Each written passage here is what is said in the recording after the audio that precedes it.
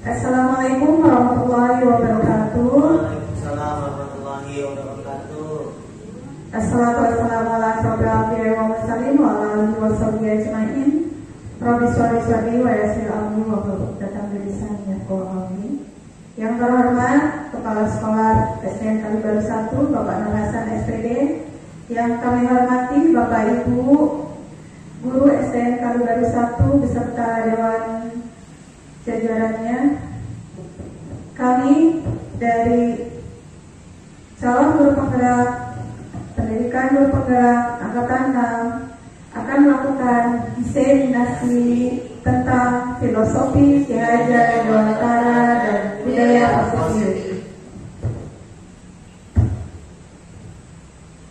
Yang pertama, perkenalkan dulu ya Bapak Ibu Guru. Tak kenal maka kita kenalan ya.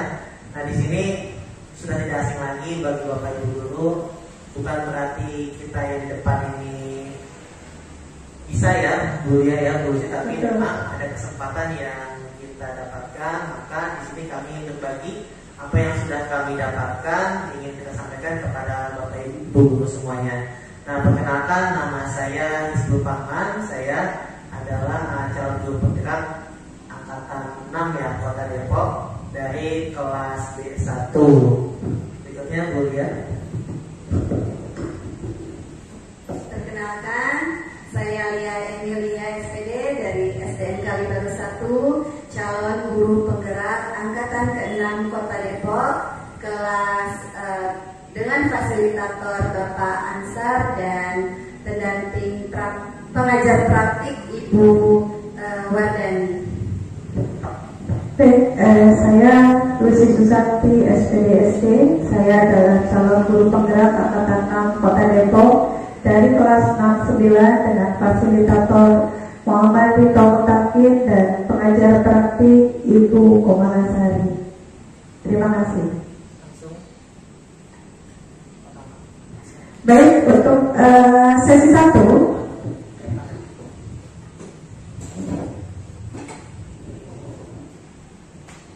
Baik, Bapak Ibu Guru hebat, untuk sesi 1 saya akan memaparkan filosofi pendidikan Ki Hajar Dewantara. Tangan diputar-putar, ketepuk tangan. Tangan diputar-putar, peganglah bahu. Tangan diputar-putar, peganglah lutut. Goyang-goyang, goyang, goyang-goyang. Putar-putar ke kanan, diputar-putar, putar ke kiri. Saya, Bapak Ibu, yang ini soalnya dasarnya ya, dasar dari ada pembelajaran bagaimana belajar ini kita ambil dari filosofi pendidikan dari Ki Hajar Dewantara. Bapak-bapaknya kemana ya? Iya, bapak-bapak tolong dong, soalnya ini mau di videokan. Ada maksudnya ini materinya. Baik, ini ibu-ibu aja ya. Ibu-ibu aja nih ya. Oke. Ibu-ibu, kita adalah seorang guru ya. Seorang guru adalah profesi ya, profesi yang sangat mulia. Profesi guru adalah anugerah yang terindah. Karena apa? Guru adalah profesi yang sangat mulia, yang memiliki keunikan tersendiri ya, di mana mengemban tugas dan amanahnya sebagai seorang guru terkadang terlalu kepada siswa dengan tuntutan tugas nilai dan lebih berfokus kepada intelektual atau kognitif saja. Jadi sehingga anak-anak itu tidak memiliki kebebasan. Kebebasan apa? Kebebasan dalam belajar, karena kita yang menentukan ya, seperti itu. Dengan segala pola pembelajaran yang membuat mereka kadang tidak berkembang atau bahkan tertekan. Berangkat dari adanya filosofi pendidikan Ki Hajar Dewantara di sini.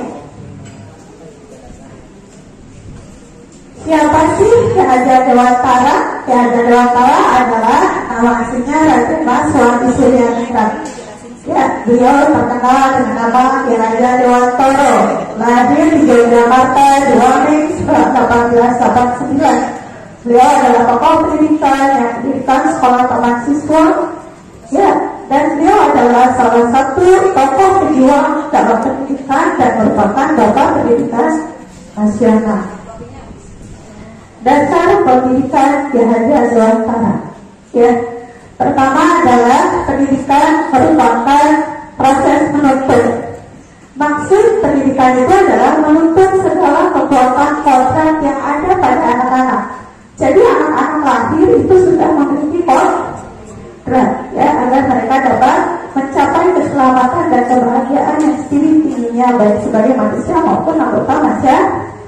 Ini menurut Ki Hajar Dewantara, ya, di buku Dasar-Dasar Pendidikan. Dasar pendidikan menurut Ki Hajar Dewantara adalah menuntut atau among, ya. Kita itu berfungsi sebagai among, ya, menuntut, gitu. Dengan tiga filosofinya, yaitu Ingar Sosok Tulodo, Tuturi Maja Mangunkaso, dan Tuturi Handayani.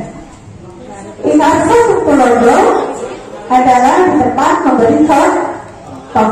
Seorang guru harus memberikan contoh atau teladan, panutan, ya.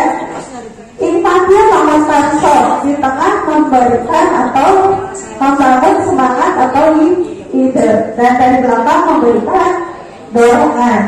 Seorang guru memberikan contoh atau teladan baik kepada peserta didik, sesama guru dan seluruh keluarga sekolah. Di tengah, seorang guru harus mampu membangun semangat, ya, menciptakan ide atau berkarya dan berinovasi di lingkungan tempat tinggalnya atau di lingkungan kerjanya. Selanjutnya dari belakang seorang guru itu harus bisa memberikan dorongan, motivasi, arahan, semangat kepada peserta didik dan seluruh warga sekolah maupun yang ada di lingkungan tempat tinggalnya. Dalam menuntut waktu, karena tadi among menuntut, ya, KHD mengibaratkan peran pendidik, peran guru itu seperti seorang petani atau tukang kebun. Bu, kita kan guru bukan tukang kebun ini ibarat. Jadi anak-anak itu seperti biji tumbuhan, ya, yang ditanam oleh petani. Nah, ditanam, anak-anak itu bagaikan bulir jagung yang ditanam. Biji jagung itu ditempatkan di tanah yang subur dengan mendapatkan sinar matahari, pengairan yang cukup, dan setiap baik kepada peserta didik. Demikian juga sebaliknya, meskipun biji jagung itu merupakan bibit yang unggul, tetapi jika kita menanamnya di tempat atau di tanah yang besar dengan pola pendidikan kita yang memang tidak bagus, ya, maka apa yang akan terjadi? Ya, bibit atau biji jagung itu tidak akan tumbuh dengan optimal. Nah, seperti itu. Dasar pendidikan KHD menuntut among itu dalam proses menuntutnya anak diberi kebebasan. Namun pendidik sebagai pamong, sebagai penuntut, memberi tuntunan dan arahan agar anak itu tidak kehilangan arah. Ya, misal kita memberikan teladan yang baik, contoh yang baik, supaya diaplikasikan pada anak-anak. Nah, seperti itu. Ya, contoh baik, hal baik yang memang kita terapkan ke anak-anak, kita tuntut mereka. Yang kedua, pendidikan disesuaikan dengan kodrat alam dan kodrat zaman. Di sini dalam melakukan pembaharuan yang terpadu, hendaknya selalu diingat bahwa segala kepentingan anak-anak didik kita, baik mengenai hidup pribadi maupun hidup di masyarakatnya, jangan sampai meninggalkan segala kepentingan dengan hubungan dengan kodrat keadaan baik alam maupun zaman. KHD hendak mengingatkan kepada kita selaku pendidik bahwa pendidikan anak sejatinya harus melihat kodrat anak yang selalu berhubungan dengan zaman. Bila melihat dari kodrat zaman, pendidikan global menekankan pada kemampuan anak untuk memiliki keterampilan abad 21 dengan segala tetap harus disaring.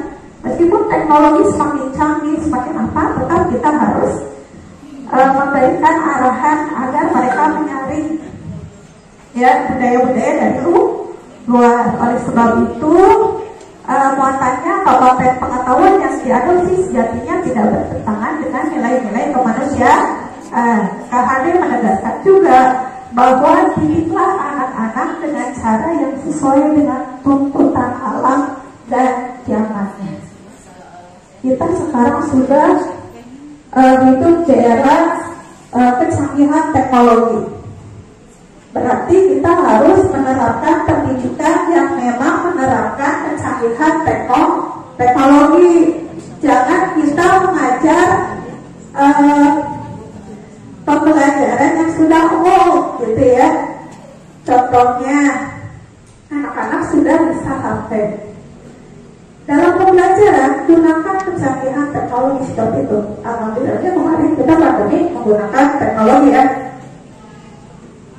Berikutnya dasar pendidikan KHD kodrat anak itu adalah bermain, terutama di kelas di tingkatan SD. Di tingkatan SD itu sebetulnya kodrat anak masih bermain, ya tahapan bermain. Nah, bermain di sini kita bisa masukkan ke dalam pembelajaran. Contoh, ada strategi pembelajaran yang menggunakan games. Ya, kalau menggunakan teknologi gamesnya apa? Kuisis. Ya, itu namanya juga games. Ada strategi pembelajaran yang menggunakan games. Contohnya sistem peredaran darah kelas 5 sudah ya. Nah, itu dibikin games. Karena anak-anak SD itu butuhnya adalah bermain sampai disuruh memperagakan sistem peredaran darah besar atau darah kecil misalnya. Seperti itu akan memberikan manfaat, akan memberikan makna pada anak-anak. Jadi belajar sambil bermain, bukan bermain sambil belajar juga. 3. Pendidikan yang berpihak pada anak. Menurut Kerja Dewantara, bebas dari segala ikatan, suci hati mendekati sang anak, bukan untuk meminta sesuatu hak, melainkan untuk berhamba pada sang anak. Maksud di sini adalah pendidikan haruslah berpusat pada anak. Ya, jadi yang aktif itu bukan gurunya. Pada saat pembelajaran, yang aktif itu bukan gurunya ceramah, anaknya ngantuk. Tapi pada saat pembelajaran, anak itu dilibatkan dalam pembelajaran. Ya, makanya ya aktifnya harus terarah gitu. Jadi sebelum pembelajaran harus diberikan apa? Berikan stimulus atau anak-anak kita akan mempelajari tentang ini. Nanti kalian akan berdiskusi, presentasi, ya. Yang bagus presentasinya nanti ibu kasih minta atau apa. Jadi anak-anak sudah terarah mulai dari awal sampai akhir. Jadi tidak keluar. Jadi tidak acak-acakan ya, seperti itu. Pendidikan harusnya berpusat pada anak. Yang keempat, dasar pendidikan KHD. Anak itu bukan tabula rasa. Ya, anak itu sampai di kelas 1 itu sudah memiliki kodrat. Ya, berbeda dari TK kan ke SD, dia sudah memiliki pengetahuan. Dia bukan kertas kosong lagi yang bisa digambar sesuai keinginan orang dewasa. Dia sudah memiliki bakat, ya, bakat. Anak lahir dengan kekuatan kodrat yang masih samar-samar. Jadi si kodrat, si bakatnya itu masih samar, ya. Tujuan pendidikan adalah membantu anak tersebut untuk mengembangkan garis yang samar-samar. Karena anak itu unik, anak itu banyak bakatnya beda-beda kan ya. Kemampuan anak beda-beda. tujuan pendidikan menurut Ki Hajar Dewantara kita mengembangkan ya bakatnya, kemampuannya. Bu, nanti nggak tebel-tebel gimana? Setidaknya tebelin sedikit. Kita sudah berhasil. Anak yang susah memang kemampuan anak kan beda-beda, ya. Ada yang high, middle, low, gitu ya. Yang low-nya ini kalau kita cuma menebakkan sedikit, alhamdulillah itu sudah berhasil. Jadi kita jangan menuntut anak ini memang harus sama dengan kemampuannya yang lain. Karena anak yang usia 0 sampai 8 tahun masa anak-anak aktif bergerak ke sana kemari, mencoba ini dan itu, menanyakan semua hal tanpa rasa lelah. Satu-satunya hal yang membuatkan lelah adalah istirahat. Jadi di masa ini anak-anak memang memiliki kinestetik yang luar biasa ya, antara 0 sampai 8 tahun, berarti antara sampai kelas berapa ya? Kelas 3 kan berarti ya, kelas 2, kelas 3 ya. Lalu berikutnya 8 sampai irama dalam setiap gerak. Mereka mulai merasakan betapa irama bisa memberikan dorongan untuk melanjutkan dan menciptakan gerakan-gerakan tersebut. Jadi di sini di fase ini anak-anak sudah mengenal seperti operasional ini ya, tidak konkret lagi tapi abstrak, dan mereka kinestetiknya tetap ada, tetapi kita hanya menuntut mereka untuk mengembangkan potensi yang ada. Berikutnya di usia 16 sampai 24, masa sosial mulai menyadari bahwa semesta bergerak dalam irama. Mereka pun mulai menggunakan irama sebagai sumber inspirasi menemukan kodrat. Jadi di sini masa-masa 16 sampai 24 ini mereka mengetahui bakat, minat, dia kodrat mereka seperti apa dan cita-cita mereka seperti apa, dan kita hanya mempersiapkan mereka untuk terjun ke dunia masyarakat. Lalu filosofi ya, Dewantara yang berikutnya adalah asas trikon. Pertama yaitu kontinuitas, artinya kita sebagai guru itu harus bergerak dan berpikir maju ke depan tanpa melupakan sejarah. Ya, dan tidak boleh lupa akan nilai budaya hakiki yang dimiliki oleh bangsa Indonesia. Sebagai seorang pendidik harus memperkenalkan sejarah dan budaya. Kita perlu belajar dari sejarah untuk kemajuan pendidikan Indonesia di masa yang akan datang dan tumbuh kembangnya peserta didik di masa yang akan datang. Yang kedua adalah konvergensi. Artinya pendidikan itu harus berasaskan memanusiakan manusia dan memperkuat nilai kemanusiaan. Seorang pendidik dan seluruh warga sekolah harus menanamkan nilai-nilai kemanusiaan kepada peserta didik. Karakternya dibangun, ya, karakternya dibangun sehingga melahirkan peserta didik yang pemikirannya penuh dengan kebijaksanaan dalam menyikapi kehidupan di masa yang akan datang. Yang ketiga, asas trikonnya yaitu konsentris. Pendidikan harus menghargai keberagaman. Ya, kita sudah banyak keberagaman budaya, keberagaman kemampuan peserta didik juga ya, keberagaman bakat dan minat mereka juga berbeda. Setiap peserta didik memiliki keunikan masing-masing. Setiap peserta didik memiliki potensi yang mereka bawa sejak lahir. Jadi kita sebagai guru tidak bisa menyamaratakan anak didik kita, karena sebelum masuk ke kelas mereka berada dari keluarga yang berbeda, kemampuan berbeda, ya, dan potensi yang berbeda, potensi dan kemampuan sama. Seorang pendidik dan seluruh warga sekolah harus mampu mengidentifikasi dan membaca keunikan dan potensi tersebut sehingga murid dapat merasakan konsep merdeka belajar. Ya, maksud merdeka belajar di sini bukan anak-anak merdeka mau belajar mau tidak, ya, tapi anak-anak diberikan kebebasan, ya, kebebasan berekspresi. mengeluarkan pendapat, mengeluarkan pemikiran ya sesuai dengan kemampuan masing-masing.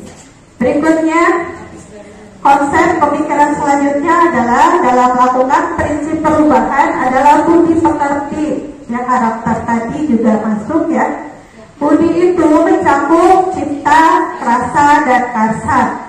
Diharapkan peserta didik untuk memfungsikan akal dan pikirannya, memiliki mimpi, harapan, dan cita-cita. Jadi kita sebagai guru harus menuntun mereka menuju kepada arah cita-cita yang diinginkan oleh anak-anak ya. Berpikir untuk selalu berbuat yang terbaik. Lalu dalam mengolah rasa atau perasaan, dalam mengolah kasa, memperkuat semangat atau kemauan diharapkan pada peserta didik selalu memiliki semangat juang dalam belajar. Bu, ada anak saya yang motivasi belajarnya kurang atau tidak ada, itu diidentifikasi dulu latar belakang. Oke, selanjutnya pekerti atau tenaga dengan olahraga ya. Jadi kita selain menembangkan mereka dengan budi pekerti, dengan budi cipta, rasa, dan kasa, juga dengan pekertinya ya, itu dengan olahraga untuk memperkuat jasmani sehingga peserta didik dalam mengikuti pembelajaran sudah siap lahir dan batin, sudah sehat, siap jasmani dan rohani. Gagasan filosofis Ki Hajar Dewantara ini telah menjadi fondasi yang cukup kokoh dalam praktis pendidikan di Indonesia. Meskipun dalam pengimplementasiannya dewasa ini sering terinfiltrasi, ya, ada juga filosofi barat. Ya, dirasakan filosofi dari Ki Hajar Dewantara itu tidak kalah bagusnya dengan filosofi dari barat. Munculnya degradasi nilai dalam masyarakat sebagai akumulasi proses pendidikan lebih mengedepankan transformasi knowledge. Knowledge itu apa? Pengetahuan daripada transformasi value. Ya, dalam sistem pendidikan adalah tempat persemaian benih-benih kebudayaan dalam masyarakat. KHD memiliki keyakinan bahwa untuk menciptakan manusia Indonesia yang beradab, maka pendidikan menjadi salah satu kunci utama untuk mencapainya. Mencapai apa? Mencapai manusia Indonesia yang beradab. Pendidikan dapat menjadi ruang berlatih dan tumbuh nilai-nilai kemanusiaan yang dapat diteruskan atau diwariskan.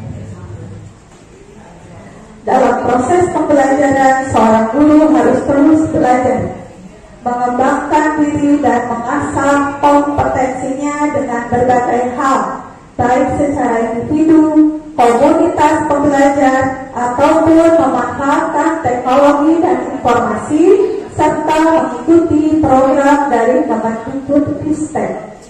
Kenapa? Karena guru itu harus di-upgrade. Guru itu harus sesuai dengan perkembangan zaman juga. Jangan peserta didiknya mengikuti perkembangan zaman, tapi gurunya ngajarnya tidak mengikuti zaman. Ya, bisa jalan bareng-bareng nggak? Bisa selaras tidak? Makanya guru harus selalu di-upgrade. Jangan sampai guru berada di zona nyaman terus.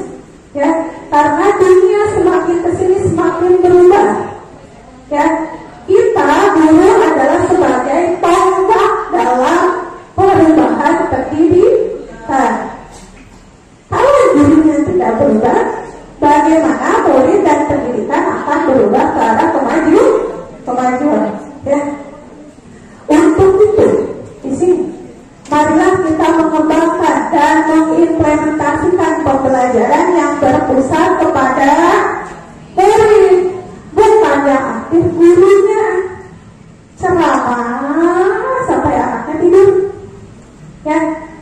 itu. Serta menjadi teladan dan agen transformasi ekosistem pendidikan untuk mewujudkan profil pelajar baca dan merdeka belajar Pancasila, beriman dan bertakwa pada Tuhan yang Esa dan berakhlak mulia, berkebinekaan global, gotong royong diri, kreatif dan kenal aktivis. Ya, seperti itu. Terima kasih. Salam Budi Pemuda Indonesia Maju. Terima kasih. Wassalamualaikum warahmatullahi wabarakatuh. Waalaikumsalam warahmatullahi wabarakatuh. Assalamualaikum warahmatullahi wabarakatuh. Waalaikumsalam. Ya baik Bapak Ibu, agar tetap semangatnya adalah semangat pagi meskipun sekarang hari sudah siang ya. Jadi kita tepuk semangat pagi. Ya bagaimana tepuknya? Tepuk semangat pagi, pagi tetap happy, tutup gigi.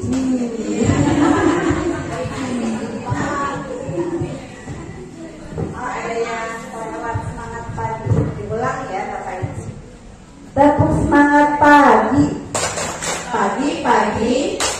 semangat pagi, tutup gigi. Terima kasih Bapak Ibu semua yang sangat luar biasa. Baik, kali ini saya akan coba memaparkan tentang nilai dan peran guru penggerak. Ya.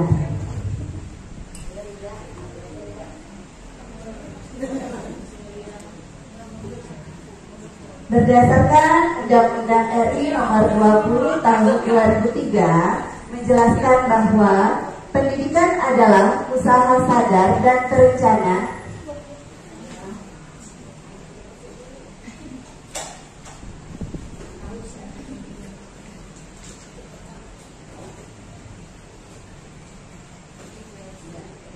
jalan sendiri.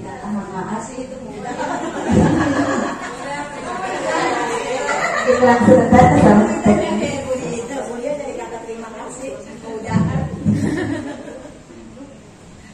Itu video Bu. Nanti jalan sendiri. Ya. Oh, udah. Baik, mohon maaf, saya ulangi. Berdasarkan Undang-Undang RI Nomor 20 Tahun 2003, pendidikan adalah usaha sadar dan terencana untuk mewujudkan suasana belajar dan proses pembelajaran agar peserta didik secara aktif mengembangkan potensi dirinya untuk memiliki kekuatan spiritual keagamaan, pengendalian diri, kepribadian, kecerdasan, akhlak mulia, serta keterampilan yang diperlukan dirinya, masyarakat, bangsa, dan negara.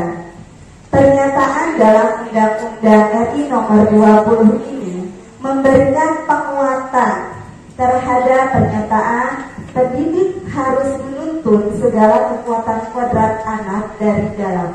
Jadi seperti pemaparan yang sudah disampaikan oleh Bu Lucy tadi, bahwa seorang pendidik itu harus menuntun, harus menjadi among bagi peserta didiknya. Nah, dalam bentuk kekuatan kodrat ini kita berusaha untuk menumbuhkan motivasi anak dari dalam.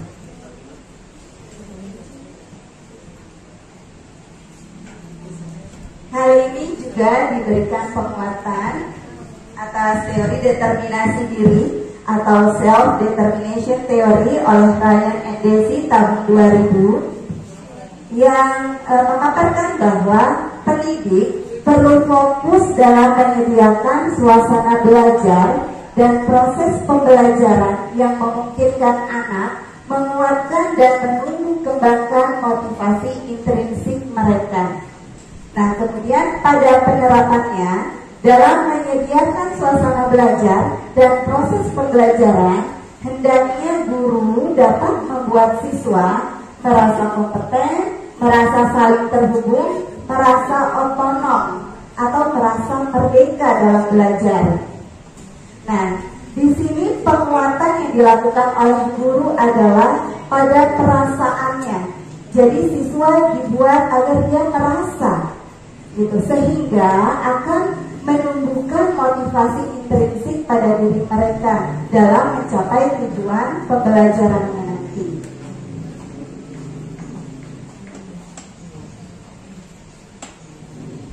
Tadi sudah dipaparkan bahwa menurut Ki Hajar Dewantara, tujuan pendidikan adalah untuk menuntut segala kodrat yang ada pada diri anak-anak agar mencapai keselamatan dan kebahagiaan yang setinggi-tingginya, baik untuk dirinya sebagai seorang manusia maupun dalam anggota masyarakat. Nah, dalam proses menuntun, diri anak ini perlu merdeka dalam belajar, dalam berpikir, ya. Disinilah peran seorang pendidik agar menuntun mereka, menuntun anak-anak didik kita agar tidak kehilangan arah serta membahayakan dirinya. Seperti itu ya Bapak Ibu. Kemudian semangat dalam menuntun anak agar merasa merdeka dalam belajar, merdeka dalam berpikir, agar anak itu merasa bahagia mencapai keselamatannya. Nah, hal inilah yang kemudian melahirkan sebuah tema kebijakan pendidikan di Indonesia yang saat ini sedang digaung-gaungkan, yaitu Merdeka Belajar. Ya, makanya sekarang kita ada kurikulum Merdeka. Dasarnya dari sini.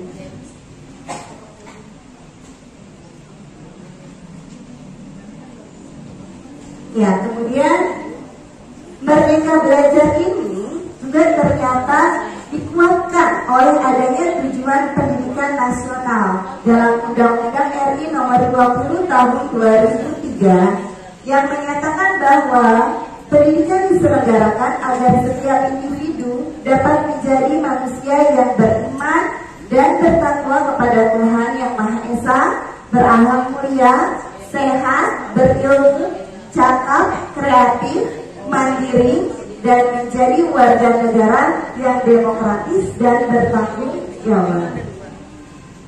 Dari kedua semangat inilah Bapak Ibu yang kemudian melahirkan sebuah pedoman, ya, sebuah penuntun yang konsisten bagi para pendidik agar tidak kehilangan arahnya, yaitu profil pelajar Pancasila yang sudah kita kenal saat ini, ya. Profil pelajar Pancasila ini adalah sebagai pedoman atau pegangan bagi pendidik untuk menumbuhkan semangat belajar pada anak-anak didik kita agar mereka itu bisa menjadi seorang pembelajar sepanjang hayat. Nah, kemudian diharapkan guru juga bisa membangun karakter anak-anak didik kita, ya, agar memiliki karakter yang sesuai dengan nilai-nilai Pancasila. Nah, profil pelajar Pancasila ini terdiri atas 6 dimensi yang sudah kita ketahui bersama. Ya, tadi sudah dinyanyikan lagunya oleh pemapar pertama Bu Lucy. Mungkin bisa biar semangat kita nyanyikan kembali ya Bapak Ibu. Saya minta semuanya berdiri. Kita nyanyi sama-sama lagu profil pelajar Pancasila.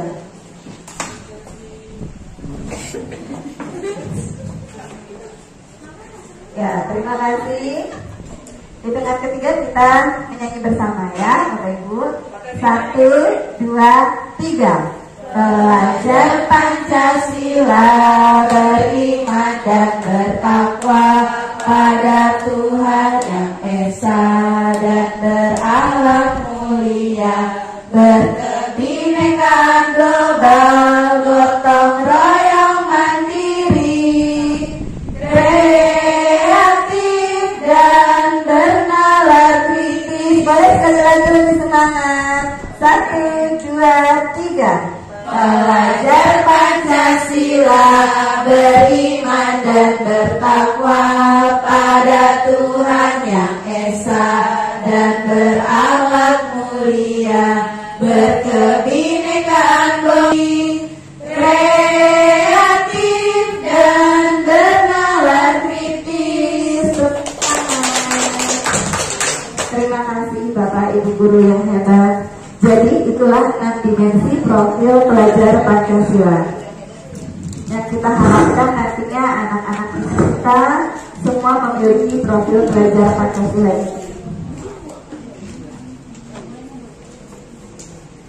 Nah, untuk mewujudkan merdeka belajar, mewujudkan karakter baik, karakter positif yang sesuai dengan profil pelajar Pancasila tadi, maka seorang guru harus memiliki nilai-nilai dan peran. Nilai-nilai guru penggerak. Di sini bukan hanya guru penggerak seperti yang sekarang kami yang sedang pelatihan, tetapi artinya di sini adalah Bapak Ibu guru semua, karena insya Allah dengan adanya diseminasi ini Bapak Ibu hatinya akan tergerak, kemudian bergerak dan bisa menggerakkan. Amin ya Rabbal alamin. Apa saja sih nilai-nilai guru penggerak? Yang pertama adalah berpihak pada murid, mandiri, 3 reflektif, 4 kolaboratif, dan yang kelima inovatif. Berpihak pada murid. Guru harus selalu mengutamakan kepentingan murid. Segala keputusan yang diambil oleh seorang guru harus didasari oleh semangat memberdayakan dirinya sendiri serta memanfaatkan kekuatan atau aset yang ada untuk menyediakan suasana belajar dan proses pembelajaran yang positif serta berkualitas bagi murid. Nah, di sini guru harus menggeser kepentingan guru pribadi maupun kepentingan sekolah atau instansi menjadi kepentingan murid. Seperti itu. Jadi ada istilahnya, guru itu harus berhamba, dalam tanda kutip ya, berhamba pada anak. Selanjutnya mandiri. Nilai mandiri ini menggambarkan semangat untuk terus belajar sepanjang hayat. Guru yang mandiri termotivasi untuk mengembangkan dirinya tanpa harus menunggu adanya pelatihan yang ditugaskan dari sekolah, dari dinas, ataupun pihak lain.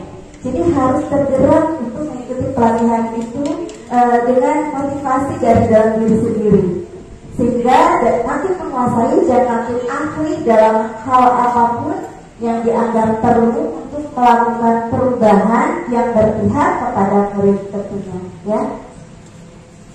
Yang ketiga adalah reflektif. Nilai reflektif ini layaknya adalah model mental yang diharapkan menunjuk pada guru, di mana mereka senantiasa memaknai pengalaman yang terjadi di sekelilingnya, baik yang terjadi pada diri sendiri maupun pihak lain secara positif, apresiatif, produktif. Nah, guru penggerak ini memanfaatkan pengalaman-pengalaman tersebut sebagai pembelajaran untuk menuntun dirinya, murid dan sesama dalam menangkap pembelajaran positif sehingga mampu menjalankan peran dari waktu ke waktu. Bisa seperti ini contohnya. Jika kita selesai melakukan pembelajaran, kita juga harus merefleksikan pembelajaran kita pada hari itu, apakah sudah berhasil ataukah masih ada hal-hal yang harus diperbaiki lagi, gitu ya. Kita bisa merefleksikannya sendiri maupun kita meminta bantuan dari rekan-rekan sejawat yang nantinya akan muncul nilai kolaboratif, ya. Guru mampu senantiasa membangun daya saing, memperhatikan pentingnya saling ketergantungan yang positif terhadap seluruh pemangku kepentingan yang berada di sekolah maupun di luar sekolah. Jadi guru diharapkan bisa berkolaborasi baik dengan anak didik, dengan rekan sejawat, dengan guru-guru lain maupun dengan pemangku kepentingan di sekolah tersebut. Nilai yang kelima adalah inovatif. Ya, diharapkan guru-guru memiliki nilai inovatif. Ya, maknanya adalah seorang guru mampu senantiasa memunculkan gagasan segar tepat guna. Dengan demikian, gaya inovatif ini mengisyaratkan adanya penguatan gotong royong dan pemberdayaan aset yang ada. Jadi kekuatan yang ada pada sekolah kita itu kita berdayakan, ya, untuk mewujudkan visi bersama. Jadi dalam mewujudkan visi ini nanti akan dijelaskan lebih lanjut oleh Pak Hizbul. Kita akan melihat apa sih kekuatan yang ada pada diri kita, yang ada di sekolah kita, itu kemudian kita kembangkan lagi. Jadi jangan melihat dari kekurangan, akan tetapi dari kekuatan atau aset yang ada pada sekolah kita. Nah, tadi setelah guru memiliki nilai-nilai, ya, dalam mencapai tujuan tersebut, ya, tujuan pendidikan nasional, guru juga harus memiliki peran. Peran apa saja yang harus dimiliki oleh seorang guru penggerak? Ada 5. Yang pertama adalah menjadi pemimpin pembelajaran. 2. Menjadi coach bagi guru lain. 3. Mendorong kolaborasi. 4. Mewujudkan kepemimpinan murid. 5. Menggerakkan komunitas praktisi.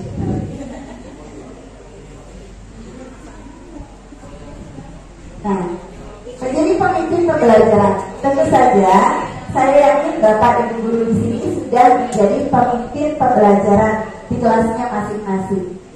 Menjadi pemimpin yang menaruh perhatian penuh pada komponen pembelajaran seperti kurikulum, baik intra, ekstra, kurikuler, proses belajar mengajar, refleksi, asesmen, kemudian ada pengembangan guru, pemberdayaan, pelibatan komunitas, yang semuanya ini kemudian mendorong terwujudnya learning dalam ekosistem pendidikan di sekolah.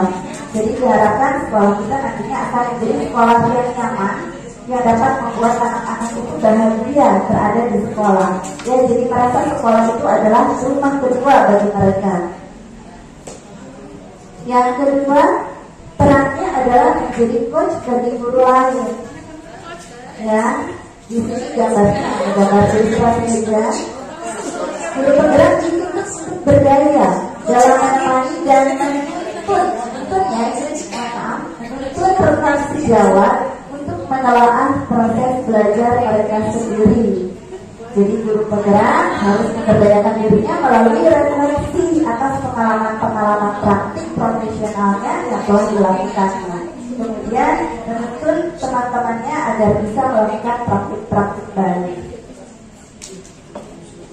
Yang ketiga, mendorong kolaborasi. Nah, tentu saja dalam mencapai visi kita tidak mungkin bergerak sendiri ya Bapak Ibu. Iya, kita harus berkolaborasi agar sampai kepada tujuan kita.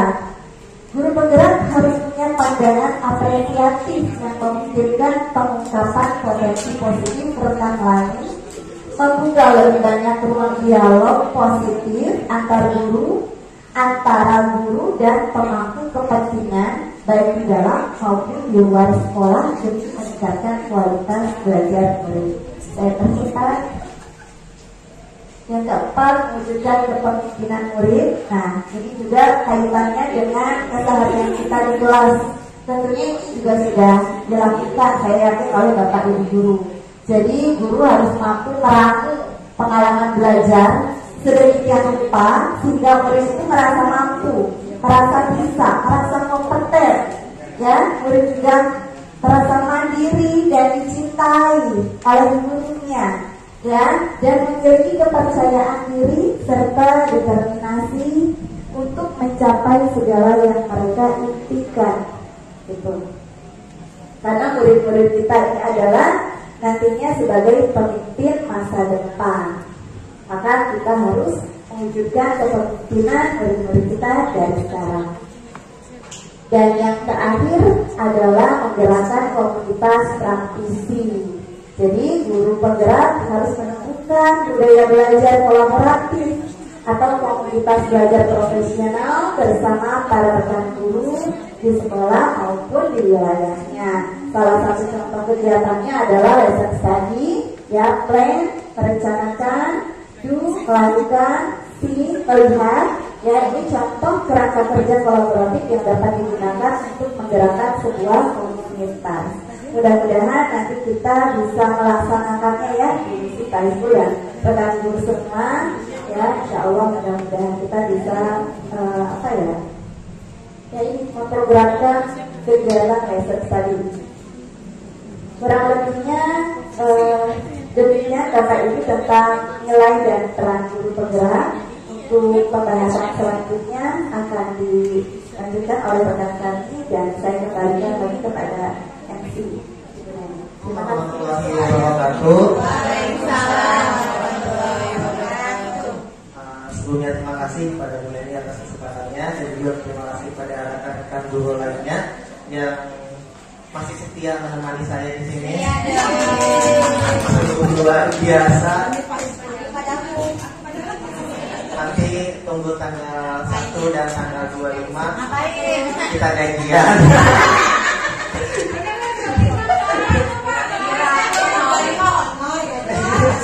Iya, tanggal 5 nonton satu dia. Nah, kita lanjutkan lagi. Nah, di sini langsung saja. Di sini tadi saya sebagian tentang visi seorang guru penggerak. Nah, visi di sini bahwa kita sebagai seorang guru harus memiliki visi. Jadi maksud guru penggerak ini bukan berarti kita nih, saya Buli atau Bu Lucy yang sedang melaksanakan pendidikan, tapi visi guru penggerak ini bahwa kita sebagai guru harus sudah mulai bergerak untuk melakukan suatu perubahan yang positif.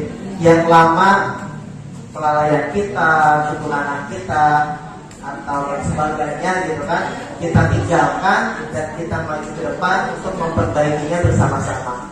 Karena kita nggak bisa menyelesaikan suatu permasalahan dengan sendiri, tapi kita bisa melakukannya dengan cara kolaboratif, gitu ya. Tadi ada kan ya, ada nilainya itu kolaboratif. Nah, di sini tak kenal maka tak sayang, dan pasti udah kenal sama saya. Yang pasti udah sayang sama saya. Ya, pasti ada bang Tel. Ya, it's really intermezzo ya, karena jadi udah capek. Jadi malam ini kita sambil ketawa-ketawa aja. Ya. Kurang es krim Pak. Iya. Nah, di sini apa sih tentang visi? Saya nggak bikin slide yang ada aja saya tampilkan. Ya. Nah, di sini apa sih visi itu? Visi itu bagaikan membayangkan sebuah lukisan. Pasti kita semua tahu lukisan ya. Lukisan kita buat gimana moodnya kita gitu kan. Kalau moodnya kita lagi senang ya lukisannya bagus. Kalau kita lagi nggak senang ya berantakan lah hasilnya. Nah, itu visi kita. Jadi visi itu ibarat lukisan lengkap pada kanvas yang masih kosong. Jadi kita ibaratnya nih seorang guru itu apa nih yang mau kita buat di kanvas kosong itu. Jadinya mulai sekarang kita nih kita membuat apa visi kita gitu kan. Kan selama ini kita nggak tahu visi kita, yang penting saya ngajar, saya gajian gitu kan, saya absen gitu kan, nanti dapat hadiah setiap akhir tahun gitu kan, visi seorang guru termasuk saya gitu. Ya, beda ya. Nah, mulai sekarang ada tambahannya. Apa tambahannya? Yaitu niatan kita, apa sih yang mau kita buat untuk anak didik kita gitu kan. Nah, makanya dibuatlah sebuah visi. Nah, dari sini visi juga diibaratkan sebagai bintang penunjuk arah yang memandu penjelajahan untuk mencapai tujuan. Jadi kita ibaratnya impian kita ke depan mau seperti apa murid kita gitu. Maka itu adalah visi kita. Setiap orang visinya beda-beda, tapi ada garis besarnya bahwa pasti intinya untuk kebaikan anak didik kita. Jadi seperti itu. Nah, ini sebuah visi. Ya. Kita sebutkan ya, Bapak Ibu. Sekarang sambil saya bagikan kertas.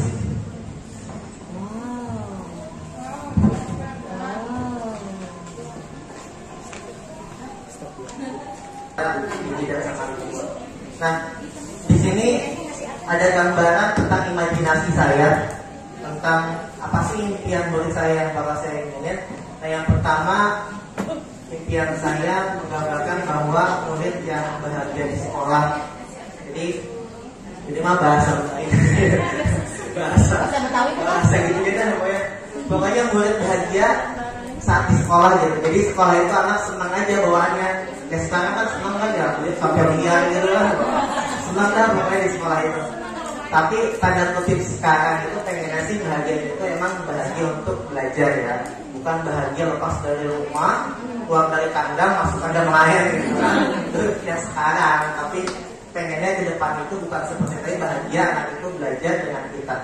Yang kedua yang saya inginin itu tentang murid saya itu adalah murid yang mandiri. Jadi saya masuk kelas, ngapain anak-anak? Belajar, oh cakep. Kita nggak mau ngapain gitu. Kita belajar. Kita melihat itu kan, ada yang bisa nggak gitu? Enggak pak, bisa pak, oh cakep. Ini gitu doang, enaknya gitu kan? Ya, nyantai gitu ibaratnya. Itu yang saya inginkan. Ya, tiap orang beda-beda kan. Saya pengennya begitu masuk kelas tanpa saya bicara, aku udah rajin kan. Karena besok kita mau inovasi apa nih? Oke pak, saya bikin laptop. Oke, cakep. Ya apa ya kita. Cuma gitu doang yang saya pengen nih ya. Namanya impian ya terwujud enggak aja belakangan ya. Seperti itu wallahu a'lam ya. Yang ketiga yaitu yang saya inginkan adalah murid yang memuliakan guru dan menjadi partner dalam belajar. Jadi memuliakan ya, itu yang saya inginkan karena sekarang faktanya murid kita ya begitu gitu kan. Ya, nggak usah diceritakan dulu kita merasakannya gitu kan. Tapi yang saya pengenkan murid yang memuliakan bukan berarti berlebihan gitu kan. Saat ada guru ya minimal ada makanan di depan gitu kan. Kayak zaman dulu begitu kan ya. Guru datang tuh waktu zaman kita SMP SMA, waktu ada makanan, ada gorengan, ada minuman teh gitu kan. Bukan guru yang nyeduh tapi murid yang nyeduh kan. Kita memuliakan ya. Jadi seperti itu yang diinginkan. Tapi bukan itunya doang gitu, bukan itunya doang yang dipengenin. Tapi bisa ada guru itu hormat, terus senang dengan kita, dan bukan dengan gurunya sendiri, tapi dengan semua guru yang ada di sekolah. Itu ngeliat dulu, wah pengen berebutan salaman gitu, sampai pegang kita, ayo cepat gitu kan. Rasanya, siapa lagi gitu kan. Oh iya gitu. Jadi di mana aja kan sekarang faktanya kan kita nggak dimuliakan ya. Ada guru lewat gitu kan di luar sekolah malah dicuekin gitu kan. Mentang-mentang udah lulus kurang nggak kenal. Berarti kan kita sebagai guru nggak dimuliakan. Namun kita pernah ngajarin dia. Tapi yang saya inginkan murid kita ke depannya itu memuliakan kita dan jadi partner dalam belajar. Jadi partner itu kita nggak direpotkan, tapi sama-sama kita belajar apa yuk. Pak, besok kita belajarnya gitu aja Pak, kita berhitung Pak. Gimana berhitungnya? Jadi teman ngobrol tapi sambil belajar. Itu yang saya inginkan. Lalu ada lagi murid yang peduli. Nah ini impian juga bahwa murid yang peduli dengan temennya. Jadi nggak cuek. Teman nggak punya duit gak jajan, ini aku punya gitu kan. Bagi ya. Teman nggak bisa baca sini sama saya ajarin. Dan pengennya sih kayak gitu namanya impian. Pasti kan kita punya impian-impian murid kita ya. Nah terus berikutnya muridnya senantiasa memiliki jiwa religius. Pasti pengen murid kita itu beriman dan bertakwa ya, supaya apa yang kita tanamkan, apa yang kita berikan kepada anak didik kita itu ada bekasnya dan bakal membawa keselamatan buat diri kita ya. Jadi kita itu pengennya hal kecil yang kita berikan itu bermakna bagi dia dan itu dapat menolong kita gitu kan. Yang pasti di dunia pengen juga ditolong, apalagi di akhirat nanti gitu kan. Makanya kita tanamkan kebaikan, kita ingatkan dia untuk ibadah gitu kan, berbuat baik. Nanti pada hasilnya ternyata banyak murid kita. Jadi bukan 1-2 murid kita, tapi kita pengen semua murid kita itu ternyata menghasilkan kebaikan ya. Jadi ibaratnya nanti kita di akhirat bukannya kita yang minta tolong, tapi mereka berebut menolong kita. Kan pengennya seperti itu. Ya, makanya setiap belajar kita harus menanamkan nilai religius. Yang berikutnya yaitu murid yang menjunjung kearifan budaya. Nah budaya di sini budaya yang tidak bertentangan dengan akidah pastinya ya. Budaya kayak berpakaian adat ya nggak apa-apa berpakaian adat, tapi berpakaian adatnya yang tidak melanggar norma agama. Kan banyak yang pakai pakaian adat yang masih menutup aurat gitu kan. Tapi enggak mentang-mentang berpakaian adat dia bebas berpakaian adat, nggak pakai kudung gitu kan, tadinya pakai kudung terus pakaian adat malah dilepas, transparan, ketat gitu kan, udah sempit dipakai gitu. Nah itu dia bukannya seperti itu, tapi pakaian adat yang tetap dengan syariat gitu kan. Iya.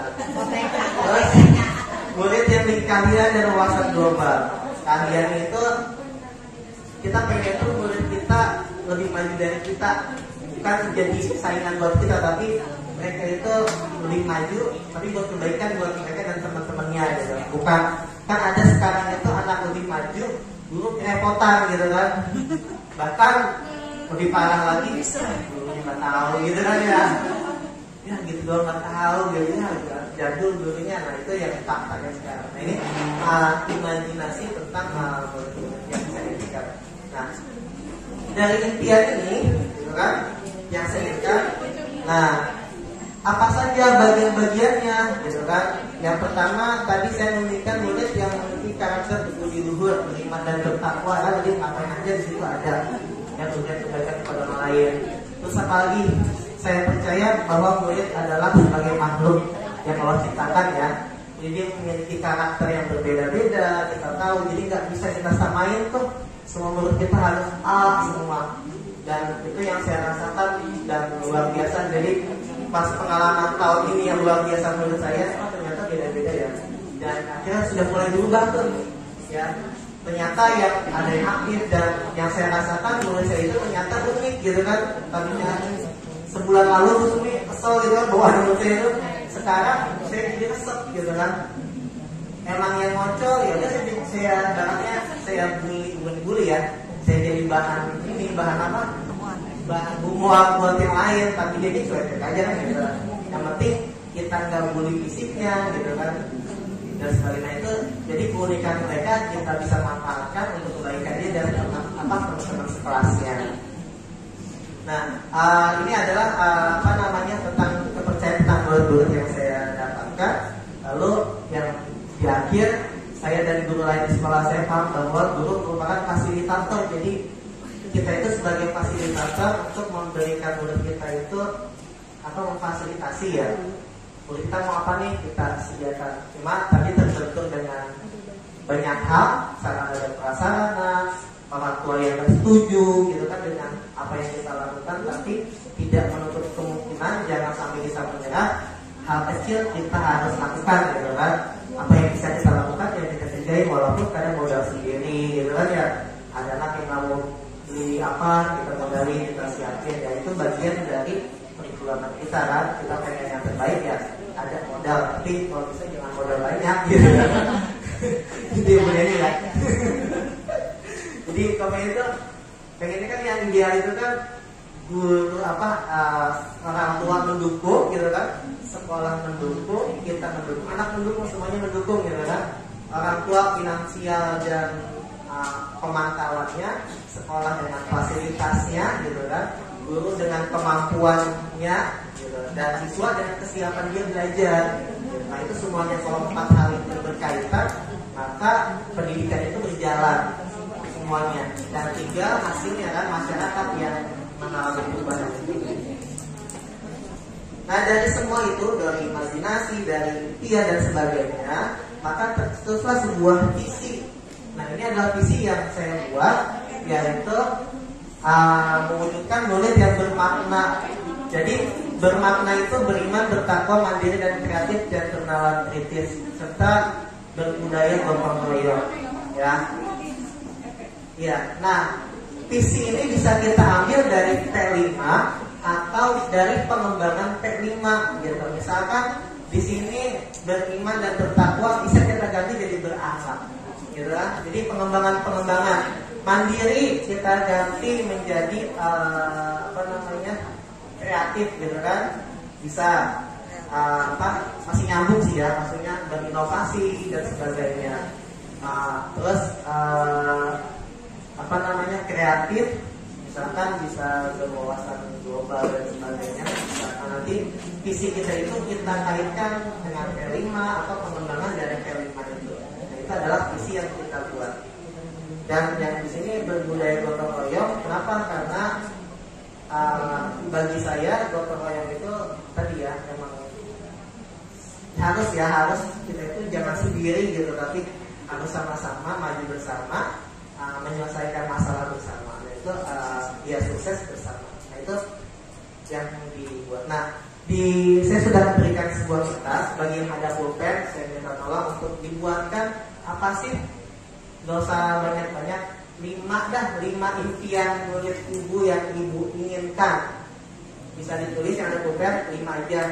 Kalau lebih ya nggak apa-apa, saya kasih waktu 2 menit biar cepat. Pokoknya ibu yang ingin sama ibu pengen muridnya seperti apa, ya saya ingin murid saya apa, saya ingin ke depannya. Gak usah pakai gambar, lamaan. Tulis aja keinginan ya murid bapak ibu, pengen murid bapak ibu itu ke depannya seperti apa. Ya, walaupun faktanya ya ini nggak mungkin ya. Ya pokoknya tulis aja, namanya impian kan, siapa tahu aja ada 1-2 mah. Ya jadi bisa ditulis ya. Mobile nyontek ya. Ada yang mirip ya nggak masalah, mirip juga ya. Nah itu impian yang diberikan ya, yang bakal kita ingin. Kamu pakai judul Kak? Nggak usah. Boleh tulis aja impian, boleh jadi impian dan impian. Masa panjang-panjang. Masa panjang. Saya ingin murid apa ya? Saya ingin murid saya apa? Nah untuk visi misinya itu mah buat saya aja masing-masing, tapi dari impian itu dihasilkan sebuah visi misi. Karena visi misi nggak akan bisa terwujud kalau nggak ada impiannya, gitu kan?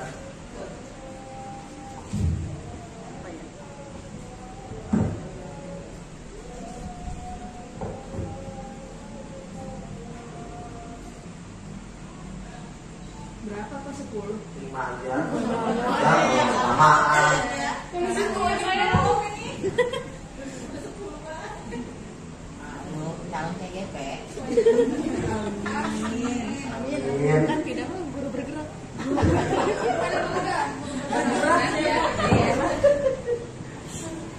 Belum menggerakkan ya? Belum. Setiap hari ya belum. Tulis, mangga. Yang ada mungkin ada tulis saja 5. Lebih dari 5 lebih bagus. Yang penting belum ya. Kalau lewat ya lewat dikit. Keinginan murid kita ke depannya seperti apa? Keinginan. Iya. Bisa jadi biar saya misalkan pengennya pulang sekolah anak-anak sekolah saya semua gitu. Sampai juga mimpi. Nah, oke.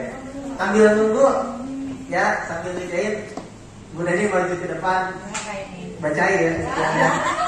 Sambil nunggu kan ya, supaya waktunya lebih enak. Kalian bacain, Bu Dani silakan membacakan. Jadi contek.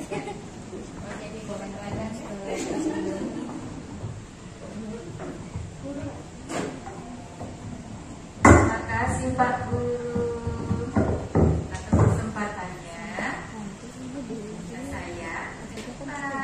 Saya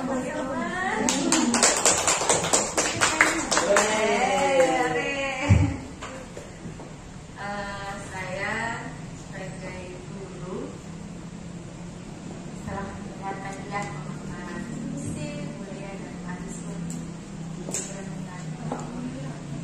banyak sekali ya kekurangan saya selama ini, padahal begitu kurang lebih dari tahun 2009 sampai sekarang banyak sekali yang banyak dosa yang saya lakukan kepada murid-murid saya, dan akhirnya ya sedikit juga saya mulai memahami dari filosofis KHD ya di kajian Dewantara, mana itu ada yang selalu saya ingat yaitu bahagia dan bermanfaat untuk diri sendiri dan orang lain. Nah, sebenarnya ya dua yang besar itu sih tujuannya. Makanya saya ingin di sini, saya ingin murid saya selalu bersenyum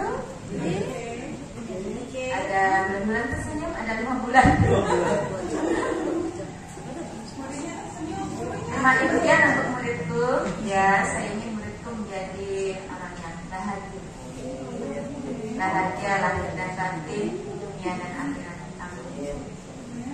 Tentunya untuk menuju bahagia lahir batin dunia akhirat, saya ingin murid saya berakhlak mulia. Berakhlak mulia di sini tentunya fondasinya adalah akhlak keimanan. Apapun agamanya itu Pak ya. Kemudian cerdas. Ya, saya ingin murid saya cerdas, tapi cerdas sesuai dengan intelijensi yang dimiliki oleh anak-anak kita. Sesuai. Cerdas itu belum tentu anak yang pintar matematika, pintar IPA dan sebagainya, walaupun kalau pokoknya tetap di situ ya Pak ya. Ya. Tapi ya melihat, terutama di kelas saya sekarang ini, dari kelas 6A sampai 6E, 6C itu terkenal paling aktif katanya. Ya, dengan berbagai cara, dengan potensi saya yang seperti ini, penuh keterbatasan, suara juga gak terdengar sampai belakang gitu ya, dapat anak luar biasa. Kemudian saya coba strategi A, B, C, dan banyak udah lebih dari Z, nggak ada grup lagi ya, nggak ada ya. Suatu saat Pak saya menemukan seperti sebuah kegiatan, yaitu menghias kelas, membuat pola sampai akhirnya berkreasi, menempelkan itu sangat cepat. Oh ternyata anak ini bakatnya di sini, motorik ya, lebih ke bakat. Sampai akhirnya pola yang cuma lingkaran, Bu, boleh nggak saya buat ini jadi capung? Iya, dicapung. Pola yang cuma lonjong jadi bunga matahari dan sebagainya. Itu semua mereka yang berkreasi sendiri. Nah, berarti cerdas di sini, saya ingin anak saya cerdas sesuai dengan kemampuannya, sesuai dengan kompetensinya ya. Kemudian saya ingin bulan Senin yang keempat memiliki keterampilan hidup. Ya, kemarin saya coba, kebetulan sekarang ini materi bahasa Indonesia dan sedikit mempelajari agama. Ya, saya integrasikan bahasa Indonesia, IPS, EKN. Saya suruh membuat teks drama. Mereka yang jadi penulis skenarionya, mereka yang jadi sutradaranya, mereka yang jadi aktris aktornya. Dan alhamdulillah luar biasa, ya bisa. Ternyata mereka bisa. Nah, berarti mereka bakatnya di situ. Iya. Iya. Kemudian yang terakhir, menjadi insan yang bermanfaat untuk dirinya dan sekitarnya, orang lain dan alam sekitarnya. Jadi Pak, ya mudah-mudahan banyak sih yang lain. Ya. Terima kasih. Assalamualaikum warahmatullahi wabarakatuh.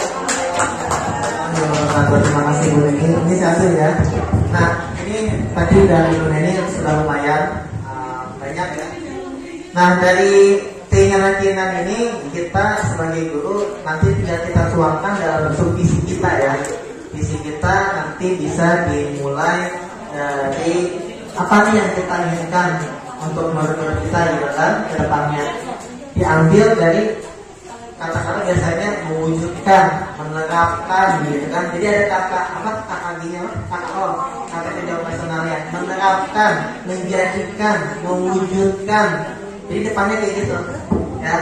Bisa kita tulis nanti visinya di masing-masing. Jadi yang Bapak Ibu guru lakukan, tapi tambahannya kita buat mulai sekarang visi kita ke depan mau menjadikan guru kita itu seperti apa. Mungkin itu aja tentang tambahan tentang peran nilai peran dan visi seorang guru penggerak. Saya cukupkan untuk sesi 1. Sesi 1 masih ada sesi 2 di manakah ini? Saya cukupkan dari saya. Assalamualaikum warahmatullahi wabarakatuh. Kita berbicara pada hari ini mengenai budaya positif. Karena kalau kita berangkat langsung dari budaya positif tanpa adanya pengenalan dulu terhadap filosofi Diajar Dewantara, menurut saya memang kurang ya.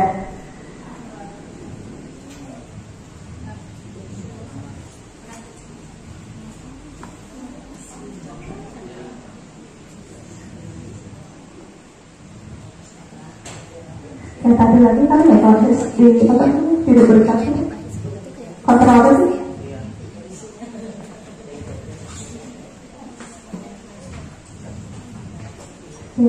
Itu udah.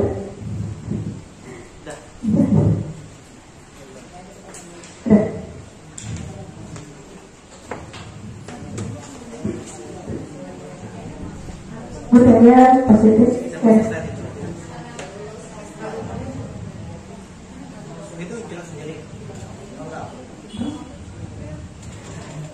Sebelum ke budaya positif, ini ada pertanyaan pelantik ya untuk kita semua. Apakah kita setuju? Ya, di sini ada 3 pertanyaan. Ya, untuk menerapkan kedisiplinan, ya, kedisiplinan di dalam aplikasi ya di sekolah kita. Apakah Bapak Ibu setuju?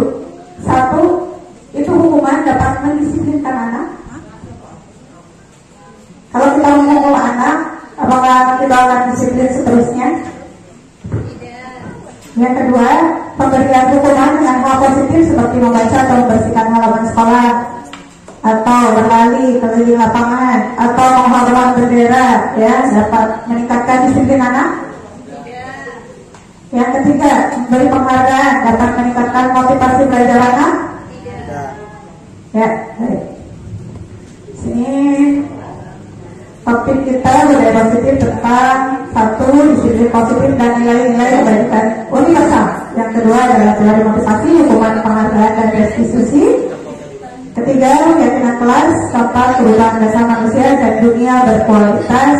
Kelima, restitusi. Ada 5 posisi kontrol dan segitiga restitusi terakhir ya. Sebagai awalan, saya hanya menyampaikan konsep tentang disiplin positif dan nilai-nilai kebaikan saja. Di sini ada perubahan paradigma ya. Ada ilusi hayalan ya tentang bahwa guru itu yang antara murid. Ya, ilusi bahwa ilusi bahwa kritik dan membuat orang merasa bersalah dapat menguatkan karakter. Kadang guru itu memberikan hukuman yang niatnya adalah untuk mendisiplinkan siswa, tetapi kenyataannya nanti akan kita jawab bersama-sama. Ketiga, ilusi bahwa semua penguatan positif efektif akan bermanfaat. Dan terakhir, ilusi bahwa orang dewasa memiliki hak untuk memaksa. Ya, berikutnya.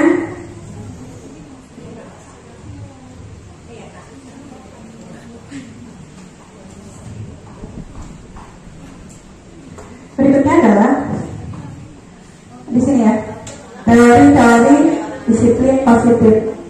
Di sini saya gambarkan apakah makna disiplin. Makna disiplin ini berasal dari bahasa Latin yang artinya belajar. Makna asal dari kata berkonotasi dengan disiplin diri dari murid-murid. Disiplin diri membuat orang menggali potensinya menuju sebuah hubungan dan nilai yang baik. Namun dalam budaya kita, makna kata disiplin telah berubah menjadi sesuatu yang dilakukan seorang pada orang lain untuk mendapatkan kepatuhan. Kecenderungan umum adalah menghubungkan kata disiplin dengan ketidaknyaman, bukan dengan apa yang kita hargai atau pencapaian suatu tujuan mulia. Menurut Kiai Dewantara mereka, artinya tidak hanya terlepas dari perintah, akan tetapi juga cakap buat pemerintah diri sendiri. Di sini inti dari budaya positif. Budaya positif di sini ya, nilai-nilai kebaikan universal. Nilai-nilai kebaikan adalah sifat-sifat positif manusia yang merupakan tujuan mulia yang dicapai setiap individu. Nilai-nilai tersebut bersifat universal dan lintas bahasa. Pertama, setiap perilaku atau perbuatan pasti memiliki suatu tujuan. Ini adalah teori dari William Glasser. Dengan mengaitkan nilai kebaikan yang diyakini seorang, maka motivasi prinsip akan terbangun. Nilai-nilai kebaikan yang ingin dicapai oleh setiap anak Indonesia terkenal dengan profil pelajar Pancasila. Ya, itu ada berapa profil pelajar Pancasila ada? Nah, untuk berikutnya evaluasi konsep, teori motivasi, hukuman dan penghargaan restitusi ini akan disampaikan oleh paling school ya, karena untuk sesi kedua ini kita berkolaborasi bertiga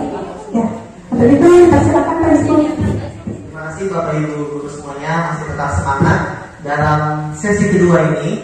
Nah, di sini saya melanjutkan dari yang tadi sudah dijelaskan oleh Ibu Lucy. Di sini saya berbagi tentang eksplorasi konsep pembelajaran teori motivasi, hukuman dan penghargaan serta restitusi secara umum saja. Nah, Bapak Ibu semuanya, apa sih tentang teori motivasi? Nah, di sini ada gambaran singkatnya bahwa dalam motivasi itu dalam perilaku manusia yang pertama, satu, untuk menghindari ketidaknyamanan atau hukuman. Ya, jadi motivasi itu yang pertama yaitu untuk menghindari ketidaknyamanan atau hukuman. Ini adalah motivasi eksternal. Jadi seperti misalkan anak buah kita misalkan bagi yang berseragam lengkap maka boleh mengikuti upacara. Tapi bagi yang tidak berseragam lengkap maka nanti akan dihukum. Nah, itu bagian dari motivasi eksternal, karena bisa jadi anak-anak bukan karena dia paham, tapi bisa jadi karena dia takut dihukum. Nah, itu adalah motivasi eksternal. Lalu apalagi? Nah, ada lagi motivasi eksternal itu yaitu untuk mendapatkan imbalan dari orang lain. Nah, apa maksudnya di sini? Teori motivasi perilaku manusia bahwa bisa jadi kita biasa melakukan itu seperti misalkan anak-anak bagi yang sudah selesai tugasnya nanti akan ibu berikan hadiah. Nah, itu bagian dari motivasi eksternal. Jadi anak-anak mau mengerjakan apabila dia mau mendapatkan hadiah. Nah, bisa jadi saya nggak kepengen hadiah nih. Bisa jadi saya nggak hadiah, akhirnya dia nggak mau melakukan itu. Udah banyak hadiahnya. Nah, makanya kita sebagai guru melakukan motivasi itu nggak harus senantiasa diberikan hadiah. Ya, jadi apa yang bagusnya? Nah, nanti ya yang ketiga ini nih yang bagusnya yang harus kita berikan kepada anak. Nah, yang ketiga yaitu untuk menghargai diri sendiri. Saya akan menjadi orang yang seperti apa bila saya melakukannya. Apa maksudnya? Nah, dia termotivasi oleh dirinya sendiri. Jadi di sini disebut sebagai motivasi internal yang muncul karena kesadaran anak-anaknya. Pada diri anak itu muncul, saya kenapa harus berseragam nih lengkap? Kenapa? Ya, karena memang saya sebagai seorang murid harus berseragam lengkap. Apa? Yang pasti bisa kita berseragam lengkap nanti saya badan saya nyaman, lalu saya enggak dijauhi oleh teman-teman karena saya berbajunya rapi, lalu saya bisa sama dengan teman-teman yang lain pada saat upacara. Nah, jadi muncul sendiri motivasi pada diri anak itu. Jadi motivasi ada eksternal, ada internal. Nah, yang bagusnya adalah motivasi internal yang dimiliki oleh anak-anak. Selanjutnya yaitu adalah restitusi. Nah, ini adalah gambaran sedikit tentang restitusi. Apa sih restitusi? Restitusi adalah proses menciptakan kondisi bagi murid untuk memperbaiki kesalahan mereka sehingga mereka bisa kembali pada kelompok mereka dengan karakter yang lebih kuat. Restitusi juga merupakan proses kolaboratif yang mengajarkan murid untuk mencari solusi untuk masalah mereka dan membantu murid berpikir tentang orang seperti apa yang mereka ingin menjadi tujuan mulia. Lalu dan bagaimana mereka harus memperlakukan orang lain. Nah, ini menurut dosen tahun 2004. Jadi restitusi ini digunakan oleh kita sebagai guru untuk apa? Untuk menjadikan murid kita itu paham apa yang dilakukan oleh anak. Bisa mereka melakukan kesalahan, dia memahami kesalahan yang dia lakukan itu tidak baik untuk dia. Lalu dia sadar bahwa dia harus merubahnya tanpa mengganggu segala aktivitas yang dilakukan oleh anak. Misalkan ya, pada saat belajar. Jadi restitusi ini digunakan untuk apa? Tetap anak sadar bahwa dia salah, tapi tidak mengganggu haknya sebagai siswa itu sendiri. Nah, berikutnya,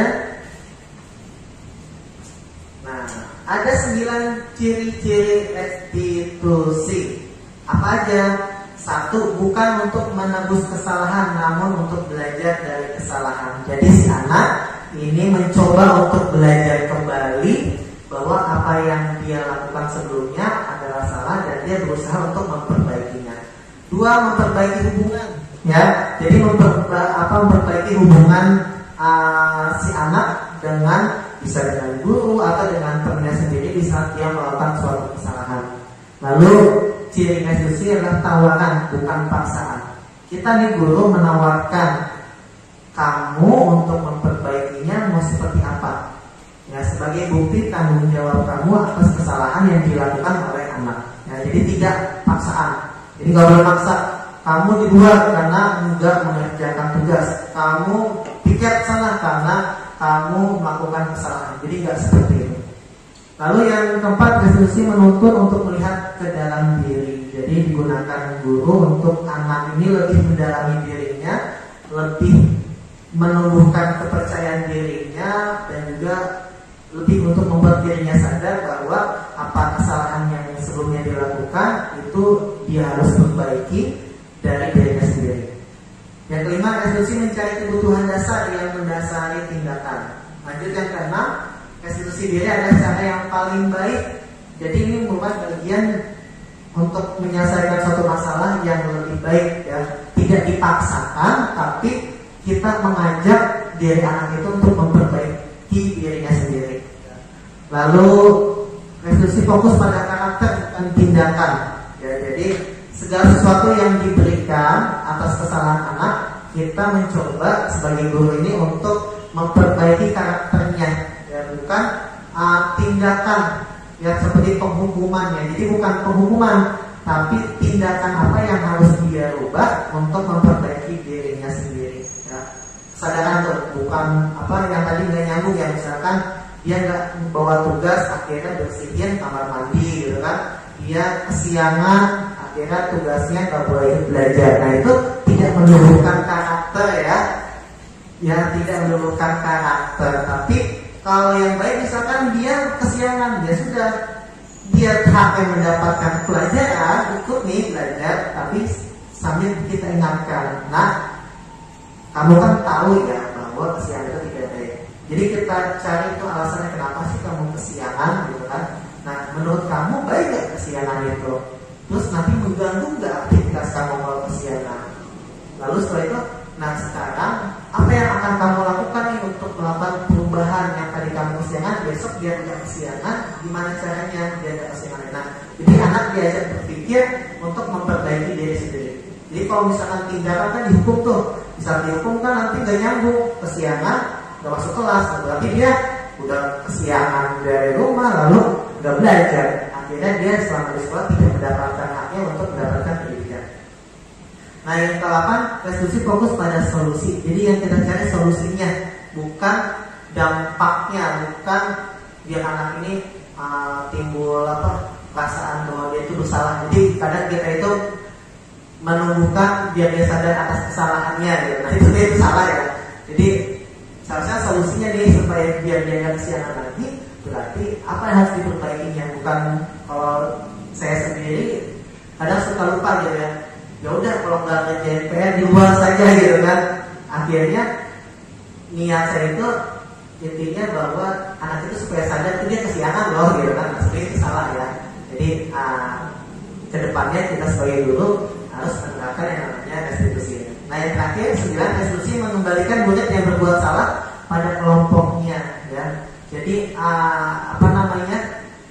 walaupun dia salah gitu kan, akhirnya dia mau mencoba berubah dan dia sadar, tetap haknya dia itu kembali kepada kelompoknya, teman-temannya. Jadi nggak dipisahkan tuh, walaupun dia bersalah gitu kan. Nah dia mencoba untuk sadar atas kesalahannya dan sadar ke depannya dia nggak akan mengulanginya lagi. Tetap hak dia adalah kumpul dengan teman-temannya, belajar, bermain gitu kan. Jadi kita nggak boleh memaksakan bahwa dia harus keluar dari kelompoknya. Apabila kita melakukan itu sebagai guru, berarti kita telah merebut hak anak untuk mengikuti pendidikan di sekolah atau di tempat di kelas kita yang diajarkan. Nah itu untuk 9 ciri restitusi. Nah dari sini, dari restitusi ini apa nih yang bisa menumbuhkan kesadaran anak-anak buat dia patuh dengan aturan, biar dia tidak melakukan kesalahan, atau bisa mengingatkan anak itu bahwa oh ternyata saya itu melakukan kesalahan ya, oh saya harus seperti apa nih. Nah di sini ada yang namanya keyakinan kelas. Nah keyakinan kelas ini hampir mirip-mirip dengan peraturan kelas ya, Bapak Ibu guru semuanya. Kita suka buat peraturan kelas. Misalkan dilarang buang sampah sembarangan, dilarang, dan dilarang ya kan, dilarang berantem, dilarang mencontek, nah itu adalah peraturan kelas. Nah, di sini keyakinan kelas hampir mirip, tapi gampangnya itu dia apa ya, mengajak sadar sih menurut saya. Jadi kalimatnya itu intinya itu seperti dilarang, cuma kalimatnya bukan dilarang, tapi mengajak anak itu untuk sadar bahwa perbuatan itu tidak baik. Apa aja contohnya? Nah di sini, nah mengapa tidak peraturan saja gitu kan? Mengapa harus keyakinan? Yang pertama yaitu contohnya mengapa kita memiliki peraturan harus menggunakan helm bila mengendarai kendaraan roda 2? Ada pertanyaan ya. Mengapa kita memiliki peraturan 3M, menggunakan masker, mencuci tangan, dan menjaga jarak? Lalu mengapa kita memiliki peraturan harus datang tepat waktu pada saat mengikuti pelatihan? Nah, untuk mendukung motivasi ini, kembali ke nilai-nilai keyakinan ya, bahwa misalkan yang pertama, mengapa kita harus memiliki peraturan harus menggunakan helm? Jadi keyakinan bahwa menggunakan helm itu adalah kebaikan untuk dirinya. Jadi bukan karena peraturannya, tapi dengan memakai helm dia bisa selamat dari kecelakaan. Lalu mengapa harus ada peraturan 3M? Jadi adalah bukan peraturannya, tapi dengan melakukan 3M dia bisa apa? Dia bisa sehat, terhindar dari penyakit, lalu tubuhnya bersih, gitu kan? Nah itu bagian dari restitusi keyakinan kelas. Nah hasil dari bahasanya lingkaran apa sih, lingkaran apa ya, disebutnya apa sih Bu Lucy? Lingkaran pengaruhnya ya Bu. Nah jadi lingkaran pengaruh itu kalau peraturan kelas itu kecil lingkaran pengaruhnya gitu kan. Nah ada yang lebih meningkat lagi di saat peraturan kelas, maka dia harus tumbuh keyakinan kelas ya, keyakinan kelas yang dibuat oleh anak. Biasanya saya sih belum menerapkan ya, tapi insya Allah kedepannya mau menerapkan keyakinan kelas. Dimulai dari peraturan yang ada, kan anak-anak taunya peraturan tuh. Nah habis itu anak-anak kita ajak sama-sama untuk membuat keyakinan kelas. Apa aja sih kelas yang diinginin oleh anak-anak nih? Ditulis tuh anak-anak tuh ya, ditulis. Lalu hasilnya ditempelkan di depan. Lalu kita apa ya disebutnya? Kita bahasanya kita ganti dengan bahasa hasil kesepakatan anak-anak kelas itu mau seperti apa. Nah dari kesepakatan itu maka kita buat yang namanya keyakinan kelas. Nah dari keyakinan kelas sudah terangkum tuh keyakinan kelas, maka disepakatilah oleh anak-anak.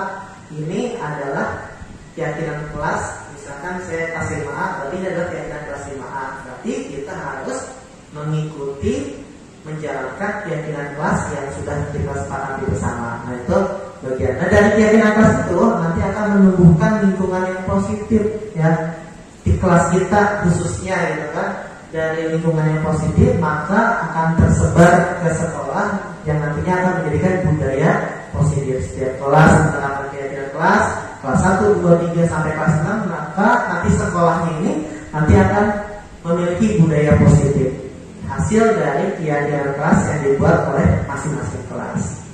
Nah itu ini contoh kesepakatan kelas tadi ya, datang tepat waktu, mengucapkan salam, berdoa sebelum. Nah ini kesepakatan kelas ya yang biasa yang kita buat. Nah di sini ada tentang apa sih pendalamannya, ini tidak saya bahas ya, karena sebenarnya sih pendalaman ini apa namanya, misalkan tentang menghormati guru. Kenapa alasannya? Jadi pendalamannya adalah alasan-alasan kenapa harus hormat dengan guru, kenapa kita harus melakukan pekerjaan atau tugas, kenapa kita ingin diterima dan dimiliki, kenapa kita harus berbuat baik, kenapa kita harus selalu tersenyum. Nah itu pendalamannya. Selanjutnya, nah ini contoh ya tentang pendalamannya. Contoh misalkan kelas hormat, tampaknya datang tepat waktu, ya tidak tampaknya yaitu sering hadir terlambat, menyapa teman dan guru setiap hari, tak acuh kepada teman dan guru. Jadi ada yang terlihat, ada yang harus dilakukan, ada yang tidak terus dilakukan. Jadi kenapa sih harus menyapa? Ya, supaya kita tidak melakukan yang tidak tampak, yaitu tidak boleh acuh kepada teman dan guru. Nah ini contohnya ya.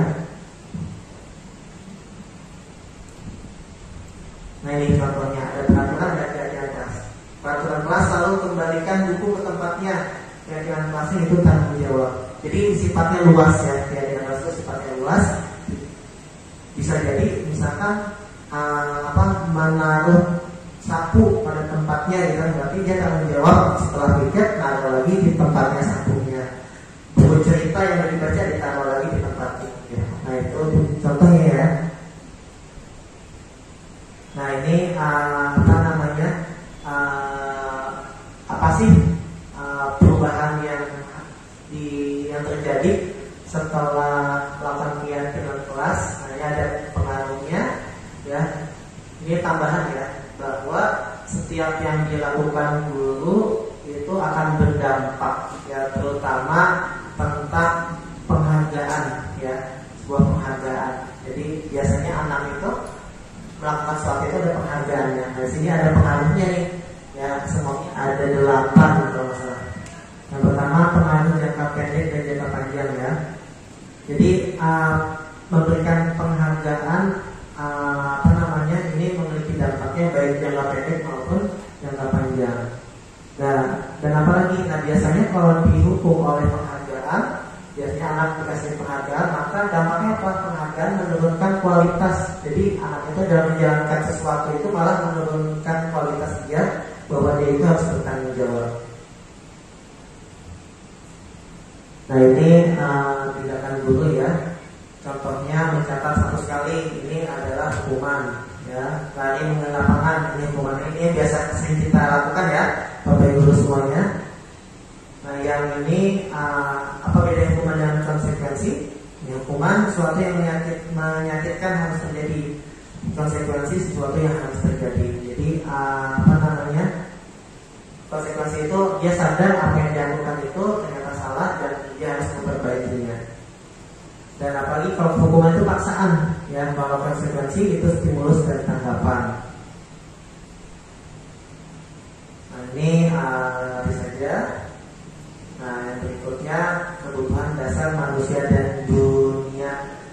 Nah kebutuhan dasar kita tahu nih ya, kebutuhan dasar kasih sayang, rasa diterima, penguasaan, kesenangan dan kebebasan. Penjelasannya ada di mana? Nah penjelasannya itu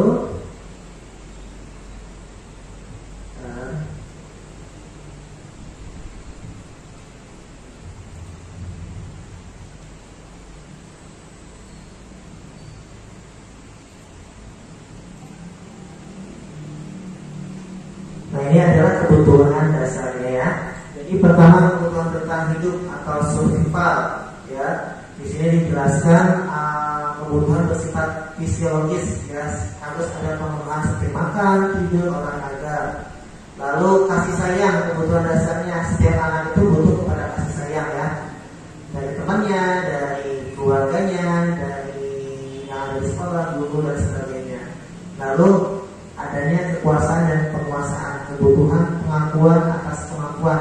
Nah setiap anak ini memiliki kebutuhan itu, bahwa mereka itu harus ada eksistensi dia di sekolah itu. Nah kita sebagai guru harus memberikan eksistensi dia dengan sebuah penghargaan ya, penghargaan itu yang dilakukan anak itu supaya dia termotivasi.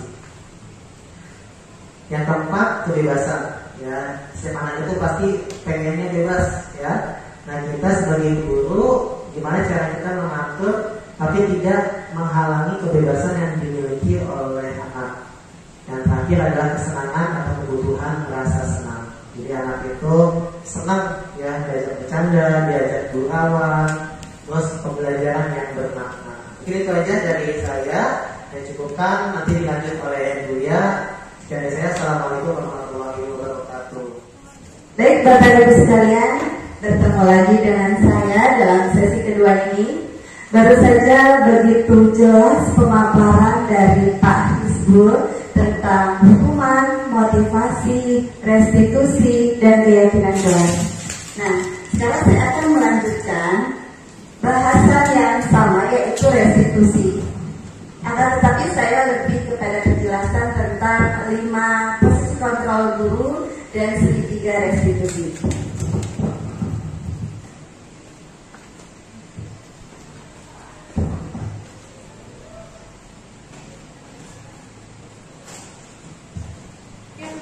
Ya, seperti tadi sudah dipaparkan bahwa restitusi ini dapat membantu murid menjadi lebih memiliki tujuan, disiplin positif, dan memulihkan dirinya setelah berbuat salah. Jadi anak ini setelah berbuat salah, dia dikembalikan lagi kepada kelompoknya, ya, agar memunculkan karakter positifnya kembali. Tekanannya adalah bukan pada bagaimana perilaku untuk menyenangkan orang lain atau menghindari ketidaknyamanan, namun tujuannya adalah menjadi orang yang nilai-nilai kebajikannya itu mereka percayai.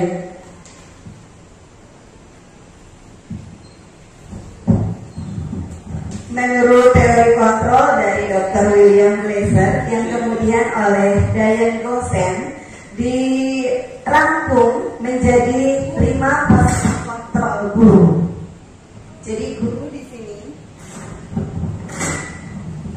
memiliki 5 posisi kontrol.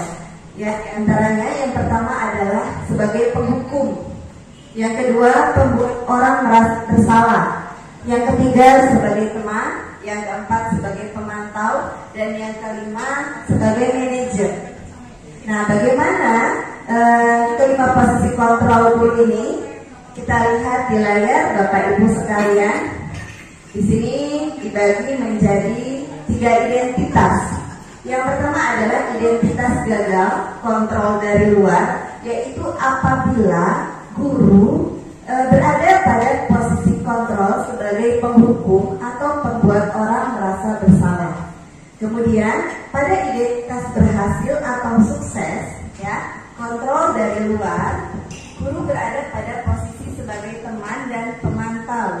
Dan yang ketiga adalah identitas berhasil atau sukses, ya, di mana anak sudah bisa mengontrol dirinya dari dalam secara intrinsik, yaitu posisi guru ada di manajer. Jadi guru sebagai manajer. Nah, bagaimana apa bedanya dari kelima posisi kontrol ini? Kalau posisi kontrol guru sebagai penghukum, ya, biasanya guru yang berada di posisi sebagai penghukum itu berbicaranya keras, kemudian matanya melotot, tangannya menunjuk-nunjuk. Ya, nah di sini anak merasa tersakiti, ya, karena diperlakukan seperti itu oleh gurunya. Nah, biasanya guru yang berada pada posisi penghukum ini berkatanya seperti ini, Bapak Ibu. Kalau kamu tidak melakukannya, awas ya, rasakan nanti hukuman dari Bapak Ibu guru. Nah, seperti itu. Jadi membuat anak itu merasa takut. Ya, hasilnya apa? Karena tadi anak ini merasa takut, dia jadi anak yang memberontak, kemudian bisa menyalahkan orang lain dan bisa juga berbohong untuk menutupi kesalahannya di masa yang akan datang. Kalau dia berbuat salah lagi, dia akan berbohong, gitu, bukan memperbaiki dirinya. Nah, kemudian murid ini meletakkan guru di luar dunia berkualitasnya. Jadi murid menjadi tidak respect lagi terhadap guru tersebut, ya. Nah, kemudian murid juga bisa berkata, biarkan saja ibu guru itu bicara, nanti juga marah-marah lagi kok, seperti itu, ya. Dampaknya apa terhadap murid ini? Nanti murid ini bisa melakukan kesalahan yang sama. Jadi kesalahan itu akan diulanginya lagi, karena dia tidak sadar bahwa yang dilakukannya itu sebenarnya adalah sebuah kesalahan. Gitu. Yang kedua adalah membuat orang merasa bersalah. Nah, kalau guru yang berada di posisi ini biasanya berbicaranya itu lemah lembut, tapi sedikit menyindir. Anak jadi merasa bersalah, anak merasa rendah diri, dan merasa tidak nyaman dengan perkataan dari bapak atau ibu guru tersebut. Nah, biasanya guru itu berbicaranya atau berkatanya, kamu seharusnya sudah tahu, ibu lelah sekali mengatakannya, ibu stres nak, kamu senang ya membuat ibu susah. Nah, seperti itu ya. Kemudian hasil dari posisi kontrol ini adalah anak itu bisa menyembunyikan perilaku tidak baiknya. Dengan cara apa? Dia berbohong, ya, karena dia tidak mau nantinya akan membuat dibuat merasa bersalah lagi oleh si guru tersebut, gitu ya. Nah, di sini pun murid meletakkan guru di dalam dunia berkualitasnya, ya. Kemudian murid berkata, maafkan saya bu, akan tetapi hasilnya adalah hasil dalam jangka panjangnya murid nanti akan merasa rendah diri, ya. Jadi dia akan merasa rendah diri, dia akan merasa tidak nyaman, apalagi kalau bertemu dengan guru tersebut, ya. Kemudian posisi kontrol yang ketiga adalah sebagai teman. Nah, biasanya guru yang berada di posisi ini, gurunya itu bersikapnya santai, ya. Kemudian dalam menyikapi perilaku muridnya itu sambil berkata dengan kata-kata yang sifatnya bercanda, ya. Sambil ketawa-ketawa, membuat alasan-alasan untuk muridnya. Contohnya seperti apa nih kata-kata gurunya? Misalnya, ayolah nak, lakukan ini demi ibu. Masa kamu tidak mau? Ibu kan juga pernah membantu kamu, nak. Nah, seperti itu. Nah, hasilnya ini nanti anak akan ketergantungan terhadap guru tersebut, ya.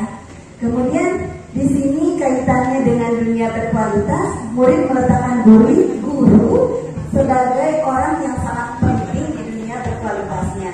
Akan tetapi hanya pada guru-guru tertentu saja, belum tentu dengan guru-guru yang lainnya itu sama.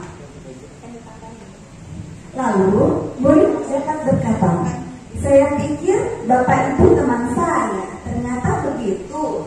Nah, ketika murid itu merasa kecewa, dia akan menyampaikannya kepada bapak ibu guru itu tadi, ya. Nah, apa dampaknya pada posisi kontrol ini? Murid menjadi lemah, tidak mandiri dan tergantung. Lalu posisi kontrol yang keempat adalah sebagai pemantau.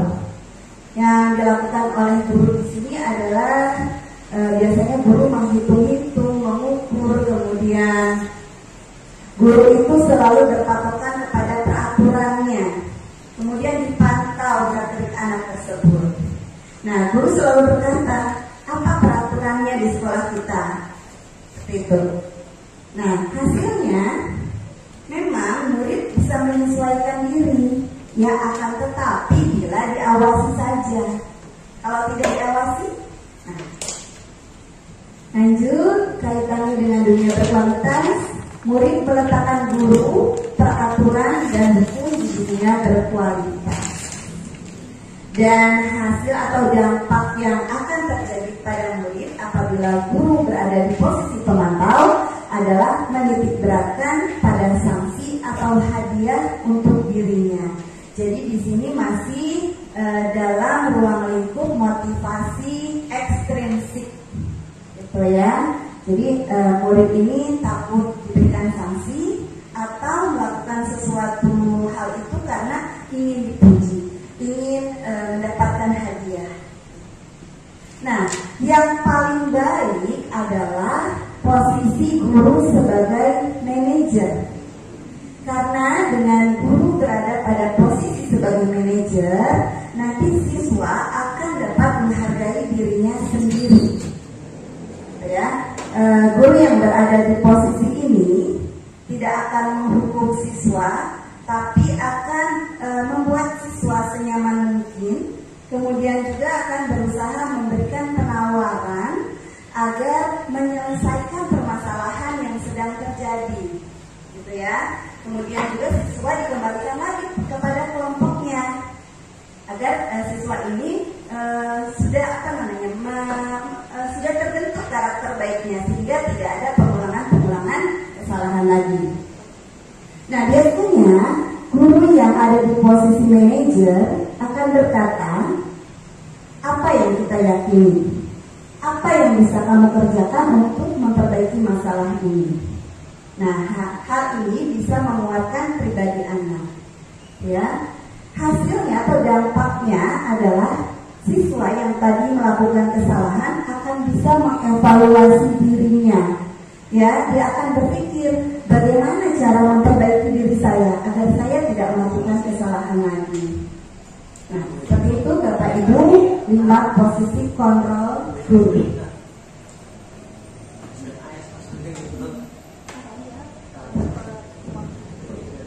Nah, dalam melakukan restitusi terhadap siswa yang tadi melakukan kesalahan, ada beberapa langkah yang harus kita lakukan. Ya, sini ada 3 langkah restitusi, yaitu yang pertama menstabilkan identitas, yang kedua validasi tindakan yang salah, dan yang ketiga adalah menanyakan keyakinan.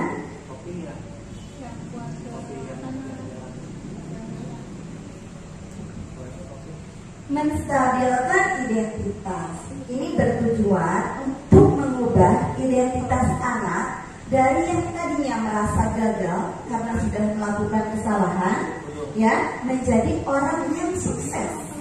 Nah, bagaimana ini bisa terjadi ya? Kok dari gagal bisa menjadi sukses? Nah, distabilkan dulu nih. Dengan cara apa? Biasanya guru ya mengucapkan kata-kata seperti ini. Berbuat salah itu tidak apa-apa. Atau tidak ada manusia yang sempurna. Saya juga pernah melakukan kesalahan. Kita bisa menyelesaikan ini bersama-sama, nah, ya. Bapak Ibu tidak tertarik mencari siapa yang salah, akan tetapi mari kita cari solusinya, ya, bersama-sama atas permasalahan ini. Nah, seperti itu kurang lebih.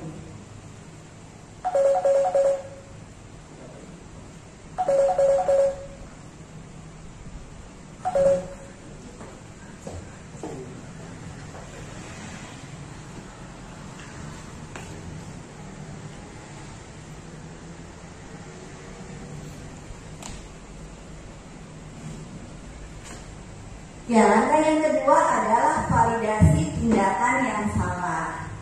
Setiap tindakan yang dilakukan oleh anak biasanya itu ada tujuannya, Bapak Ibu, yaitu memenuhi kebutuhan dasarnya. Jadi kalau anak berbuat suatu kesalahan, berarti ada kebutuhan dasarnya yang belum terpenuhi. Itulah itu yang harus kita cari tahu, apa kebutuhan dasarnya yang belum terpenuhi ini. Ya, jika kita sudah memahami kebutuhan dasarnya, ya, kita akan bisa menemukan bagaimana cara yang efektif untuk memenuhi kebutuhan tersebut. Biasanya guru akan mengatakan, padahal kamu bisa ya melakukan hal yang lebih buruk dari ini, tapi kamu tidak melakukannya.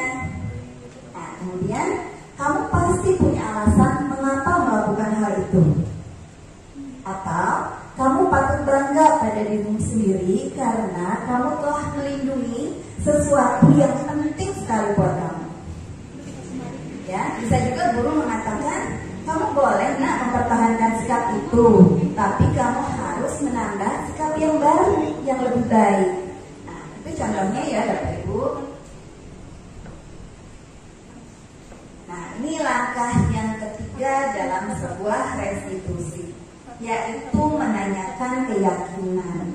Tadi sudah dipaparkan oleh Pak Hizbul tentang keyakinan kelas. Ya, ketika anak berbuat salah, kita kembalikan lagi terhadap keyakinan kelas yang sudah dibuatnya bersama-sama. Ya, ketika identitas sukses telah tercapai pada langkah 1 tadi, dan tingkah laku yang salah telah divalidasi pada langkah yang kedua, maka anak akan siap untuk dihubungkan dengan nilai-nilai yang dia percaya dan berpindah menjadi orang yang dia inginkan. Ya, maka di sini guru harus mengembalikan, harus mengingatkan anak pada keyakinan kelas. Pertanyaan seperti apa yang biasanya dikatakan oleh guru? Contohnya, apa nilai yang kita percaya di kelas kita? Apa keyakinan kelas yang belum kamu penuhi? Nilai-nilai universal apa yang telah kita sepakati? Kemudian, nah, kamu ingin menjadi anak seperti apa? Apa yang kamu rasakan ketika melakukan itu? Kamu ingin menjadi orang yang seperti apa?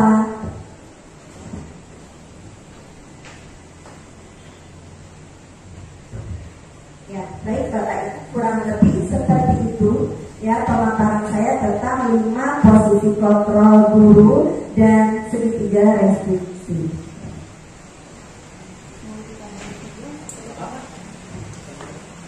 Sekarang saya akan mencoba menanyakan sebuah video tentang langkah-langkah restitusi ya Bapak Ibu. Ini menarik sekali untuk disimak.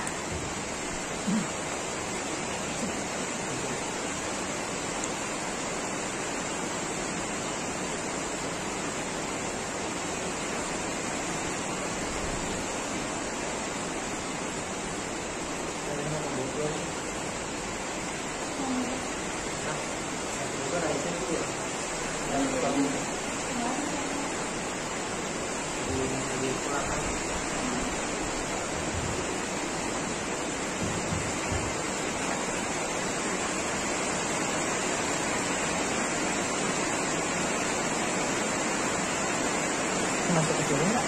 Soalnya enggak ya?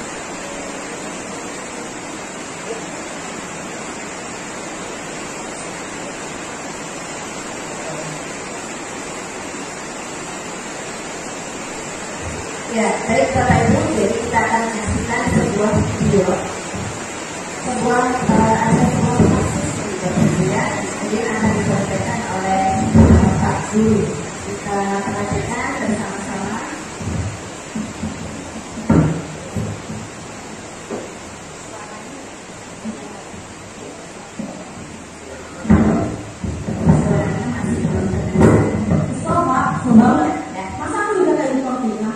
Ya aku marah lah, aku balik ke TNK di depan kelas, kesel banget.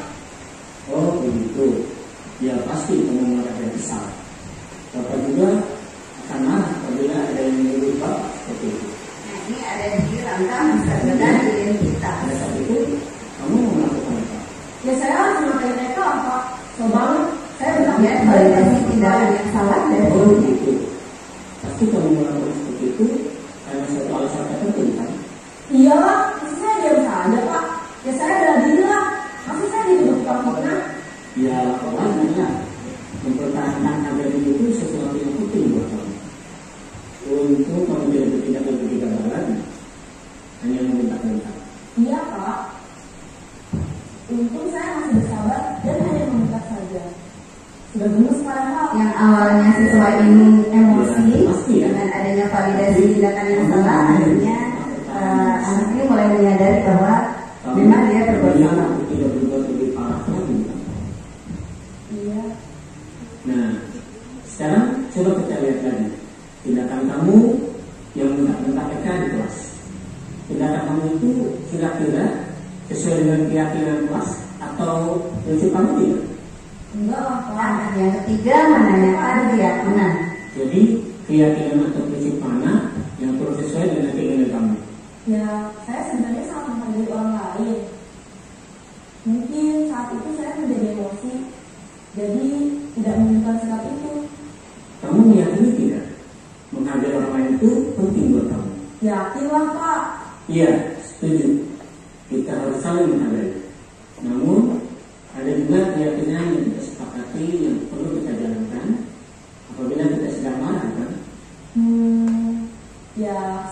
lebih proaktif, mulai dengan diri sendiri. Saya bisa jadi lebih sabar, mengambil waktu jeda untuk berpikir mau apa selanjutnya. Kira-kira kamu bersedia memperbaiki masalah ini tidak? Bersedia, Pak. Kalau kamu memperbaiki masalah ini, kamu akan menjadi orang seperti apa? Saya akan menjadi orang yang bertanggung jawab kali ya, Pak. Dan senantiasa proaktif. Iya, menurut kamu bagaimana rasanya menjadi orang seperti itu? Ya nyaman lah, bangga bisa bersabar dan mandiri. Baiklah kalau begitu. Yuk kita pikirkan bagaimana memperbaiki masalah ini.